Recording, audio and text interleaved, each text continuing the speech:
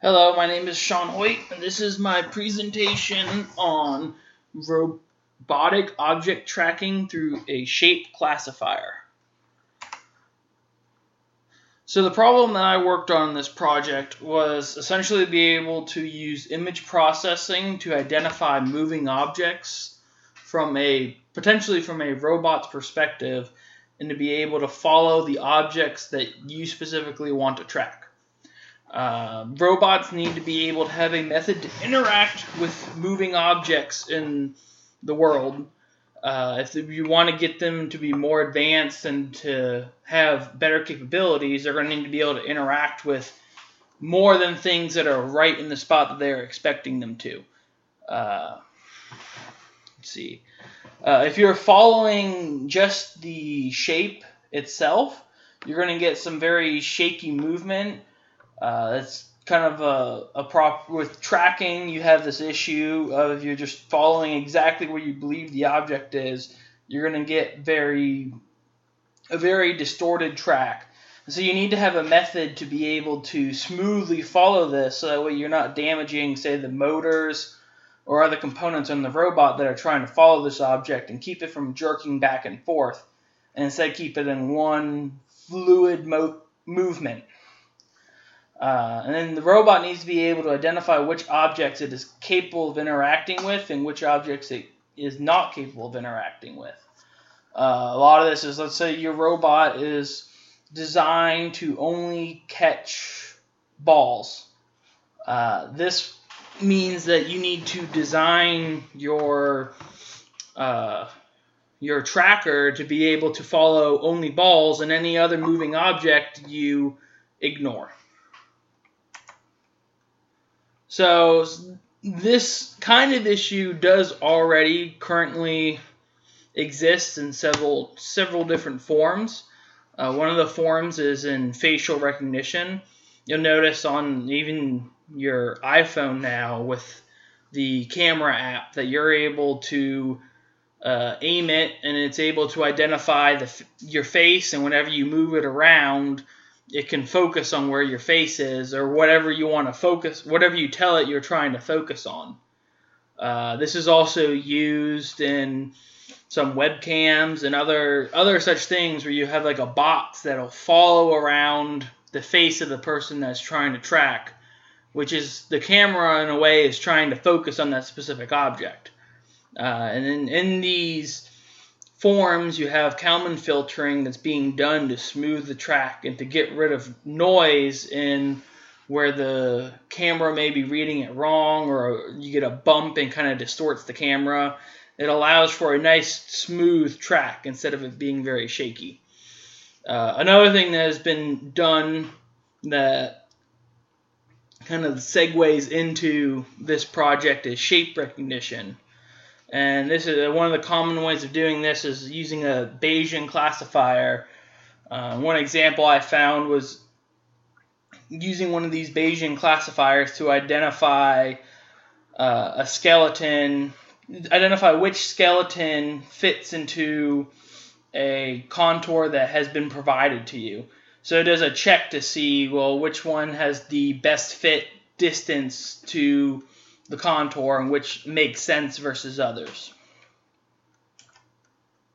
So this is the main pattern recognition portion of my project, was having to develop a Bayesian classifier.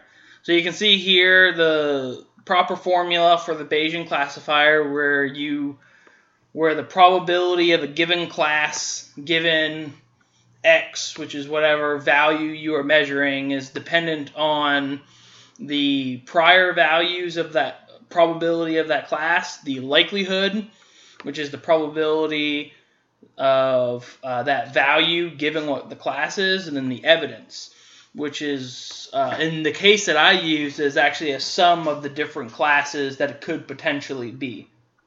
Essentially, it's a sum of the numerator for every potential class that I use. And so it's going to keep using prior calculations, which will either allow it to emphasize what it thinks it is and make it less susceptible to noise, or if it does change, then you're more certain that you're going to get a change in class of the object. So the other factor that came into my project is the Kalman filter, which is essentially a method of predicting where an object is in space and weighing between the predicted position and the measured position, creating a smooth track between it all. So if you look at the equations, these are all the relevant equations to a Kalman filter. Your first equation, zeta t, is converting your measurement that you receive into whatever coordinate frame that you were looking at. Your next two are projecting your previous filter output states into the current time frame. Your K calculation is your Kalman gain, which is giving you the weighting as to whether you trust the measurement or the predicted state more. In this case, you have your P matrix, which is a error matrix that is dependent on the filtered state. And then your R matrix is actually your measurement error covariance matrix. So you can kind of see how these, if your error matrix P ends up going off towards infinity, your K is going to go to 0, which means that you're not trusting your filter error, and you trust the measurement more.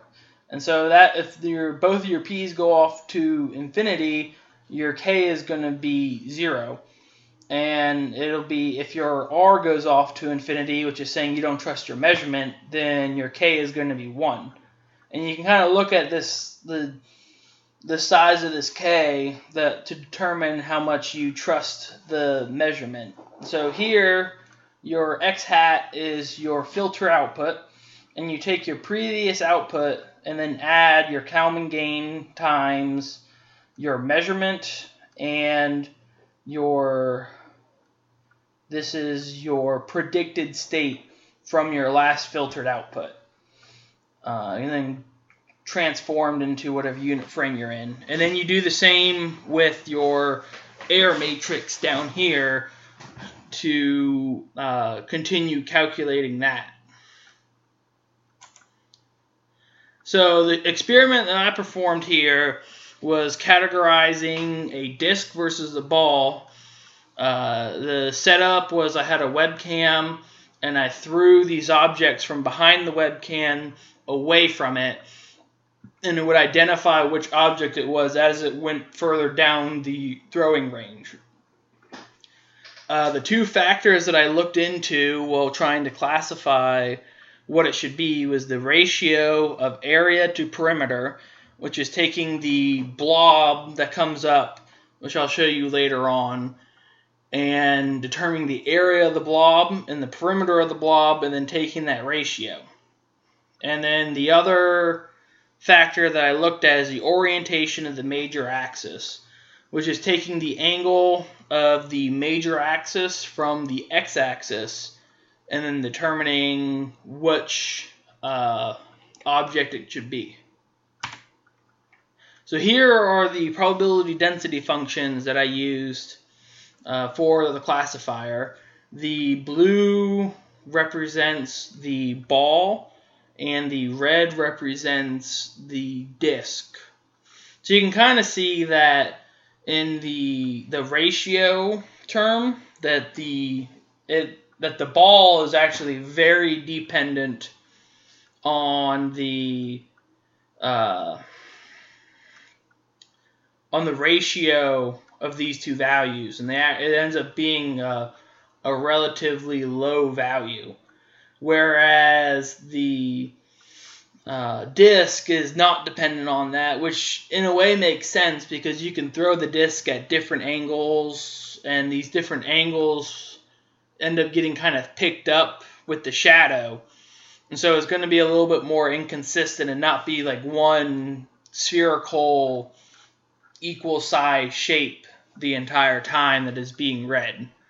And then you can also see in the angle that the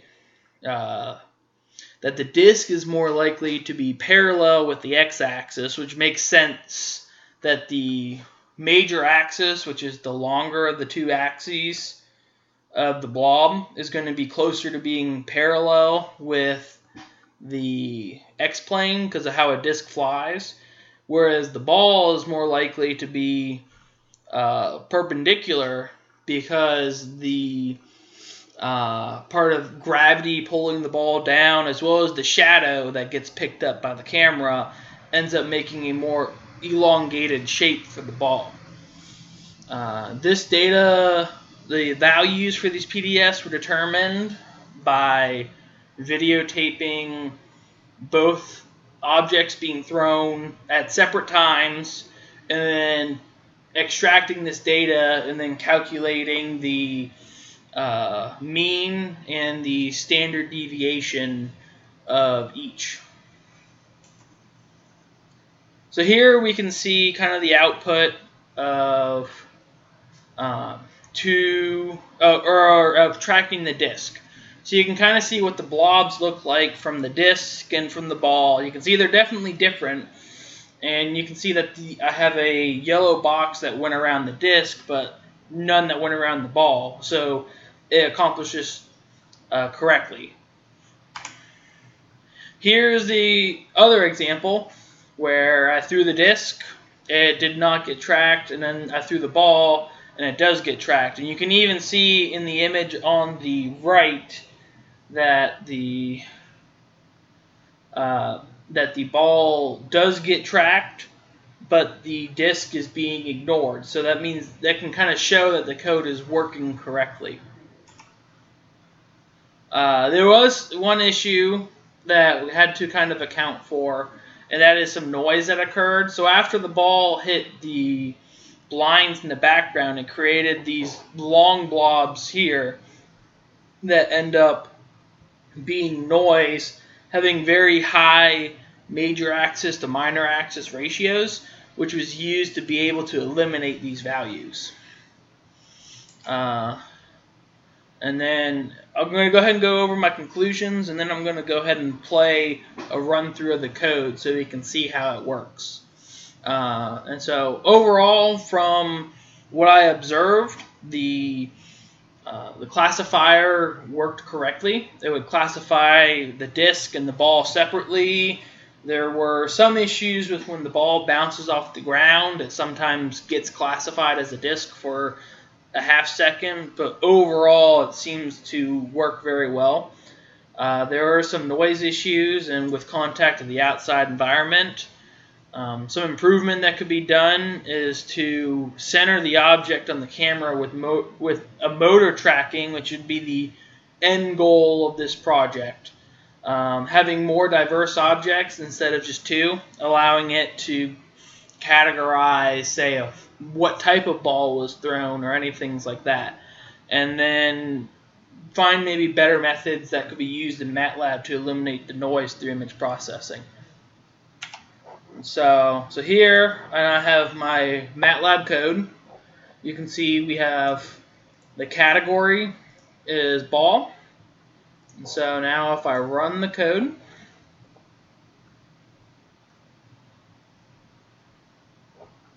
alright, so here are my two displays. You can see the image here on the right is the actual live image, and then the image on the left is the blob analysis that is being done. So it takes, here we go, here's the disk. You can see since we had set it as the ball, the disk isn't being tracked. It comes up, and you can see as it makes contact, we have a lot of this noise here, and it got picked up a little bit here, a lot to do with the noise. Here's an example of the Kalman filter being a little too sensitive, or not sensitive enough, and so it doesn't drop a track that has already disappeared. That comes into a lot more tuning of code and other things, and then the ball should be coming up here in the next few seconds. It's being played in slow motion because it helps it with how the video comes out. That would probably be something that does need to be corrected for future usage, just to be able to make it work in real time. So you can see the ball comes in, and we start tracking the ball as it bounces through. And there are some issues with the Kalman filter, like I said, isn't calibrated to handle, say, the noise in the background that is nearby. It's not calibrated to realize, oh, there's a floor there, and that's why it's going to change direction. It's expecting it to be traveling down and not stopping. But otherwise, this is performing as intended, and overall, it would probably do a pretty good job as hoping to be able to use it. So this is my project for pattern recognition, and I hope you enjoyed it.